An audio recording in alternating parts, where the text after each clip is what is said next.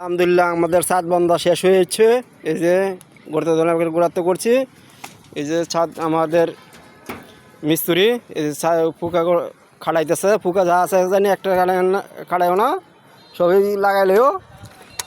এই যে ছাদ বানলাম। এটা দেখেন ভাই, আমাদের কন্ট্রাক্টর হলো বারেক মিয়া, এখানে একটা ভুল করছে।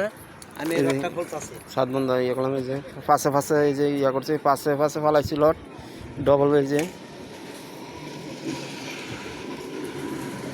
ডবল দিছি টপ। এই যে ছাদ বান্ধা ইয়েছে করছে ভাই, আমি আয়া ধরছি। হ্যাঁ, এই যে ইয়ে করছে করস হয়েছে। দেখেন 2 ফিট করস, কারণ নতুন ছাদ বাঁধতে দেরি হয়েছে।